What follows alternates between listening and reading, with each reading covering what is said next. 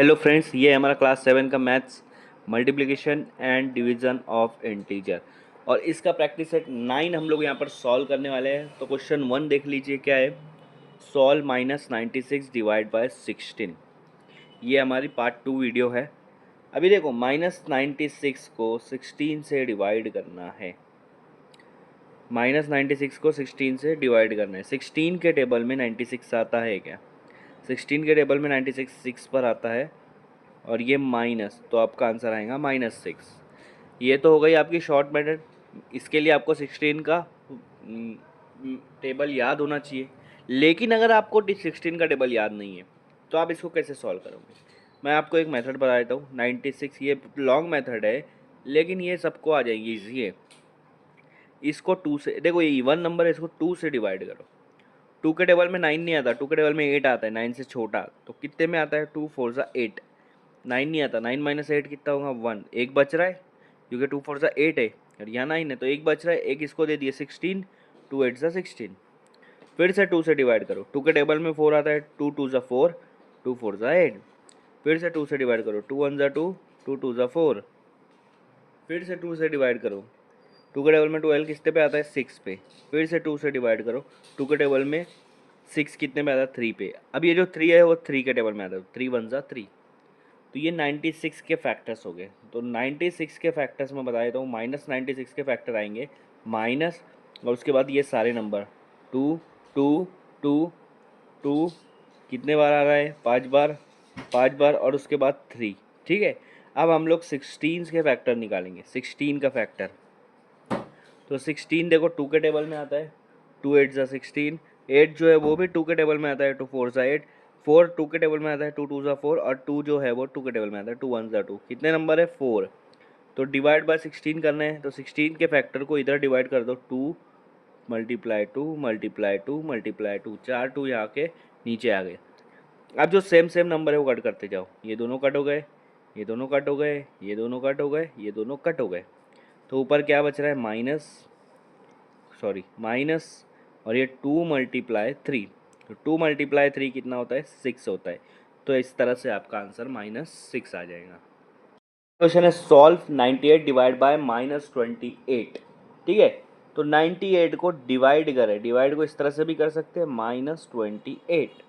अब आप देखो नीचे वाले के टेबल में ऊपर वाला आता है क्या? नीचे वाले के टेबल में ऊपर वाला आता है क्या? 28 के टेबल में अगर आप देखोगे 98 नहीं आएगा।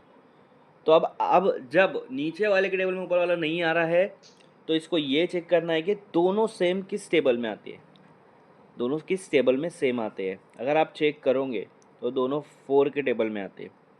देखो 4 के टेबल में 28 कितने पे आता है? 4 7 ज़ा 28। 4 के टेबल में 98 कितने पे आएगा? 4 2 ज़ा 8 होगा, जबकि यहाँ 9 है, तो एक इसको दे देंगे। नहीं, 4 के टेबल में नहीं आएगा, सॉरी। तो इसको 2 के टेबल से करो क्योंकि इवन नंबर है।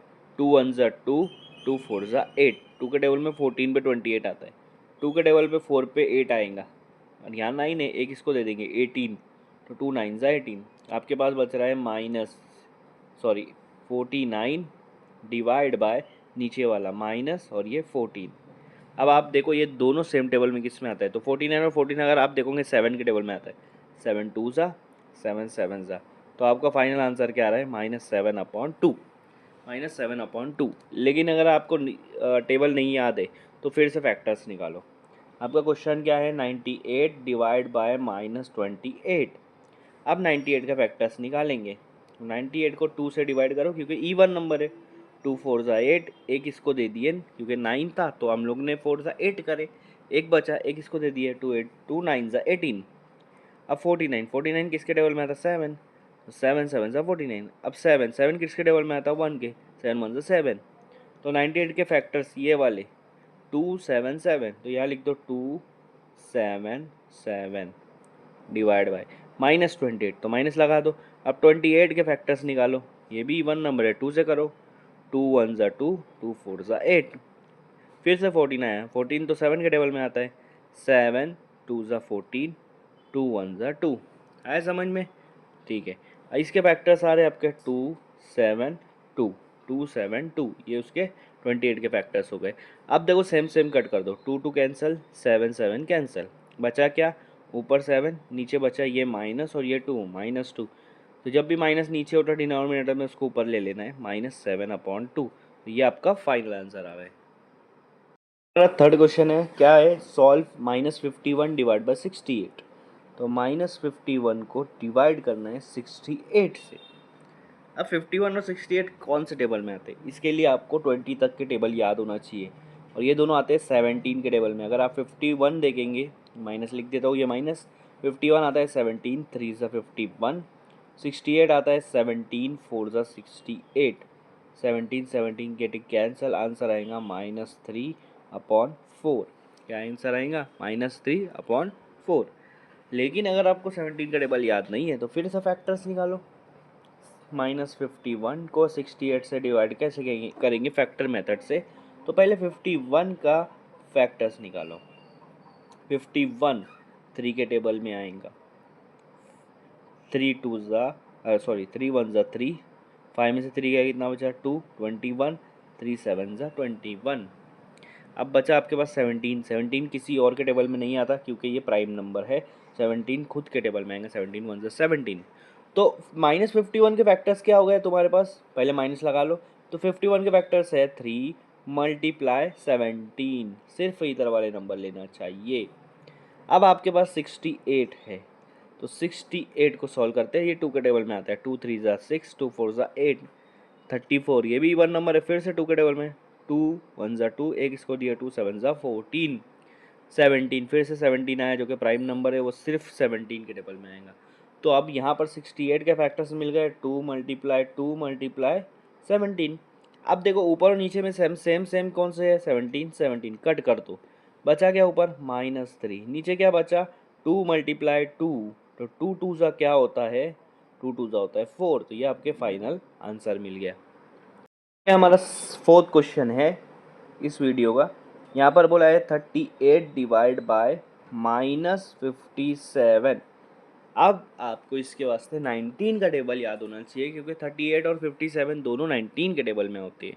ठीक है, तो अगर मैं 19 के टेबल की बात करूँगा तो 19 के टेबल में 2 पर 32 आता है, 19 2 ज़ा, और 57, पहले ये माइनस यहाँ लिख देता हूँ, 19 के टेबल में 3 पर आता है।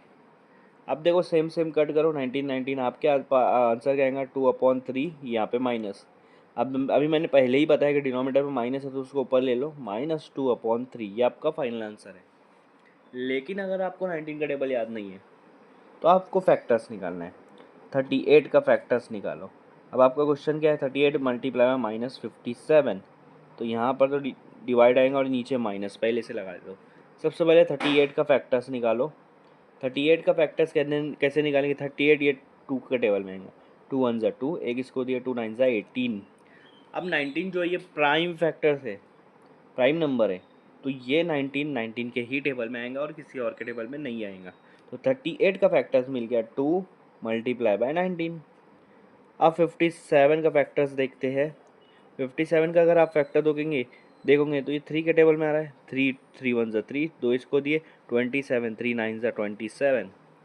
फिर 19 आ गया, 19 खुद के टेबल में आता है, 19 1 ज़ा, तो आपका यहाँ पर आएगा माइनस, तो पहले से दिया है 3 और 19 लिख दो मल्टीप्लाई में, 19 19 कैंसिल, आपके पास बच रहा है 2 डिवाइड बाय -3, और माइनस ऊपर ले लो, -2/3, आपका फाइनल आंसर है।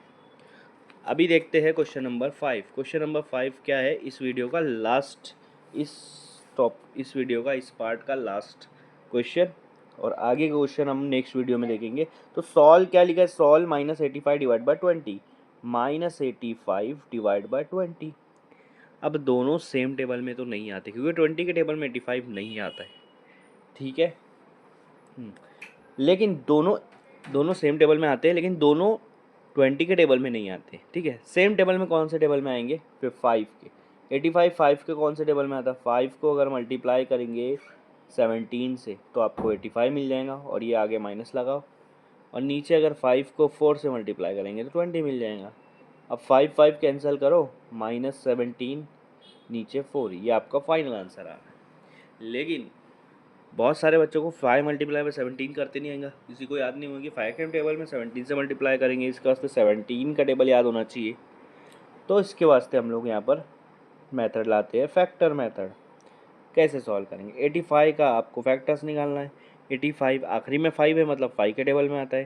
5 1 ज़ा 5, 3 इसको दिए, 5 7 ज़ा 15, 17 आ गया। 17 सिर्फ 17 के टेबल में आएगा। 17 1 ज़ा 17, ठीक है। और 20 तो आपको पता है, 20 का अगर आप फैक्टर निकालोगे 5 4 ज़ा 20 और 2 के टेबल में 2 2 ज़ा 4, 2 1 ज़ा 2। तो देखो 85 का अगर आप फैक्टर निकालोगे तो -5 और 17, 5 मल्टीप्लाई बाय 17, माइनस इसलिए क्योंकि यहाँ पर क्वेश्चन में दिया है। 20 के फैक्टर्स निकालोगे तो 5 मल्टीप्लाई 2 मल्टीप्लाई 2। तो फैक्टर्स निकालने के बाद के टाइम पे एक चीज़ याद रखना कि आप बोलोगे यहाँ 4 1 ज़ा 4 भी कर सकते थे। फैक्टर्स में यहाँ पे सिर्फ प्राइम नंबर आते, आप यहाँ 4 नहीं ले सकते क्योंकि 4 के टेबल में 4 जो है वो दूसरों के टेबल में भी आता है, वो कंपोजिट नंबर है, प्राइम नंबर नहीं है। अब देखो सेम सेम कट करो, 5 5 कट करो तो बचेगा -17, 2 मल्टीप्लाई 2। और आप अगर 2 को 2 से मल्टीप्लाई कर रहे हो तो आंसर आएगा 4। इसका मतलब आपका फाइनल आंसर क्या है, -17/4। तो यहाँ पर इस पार्ट का वीडियो ख़त्म होता है।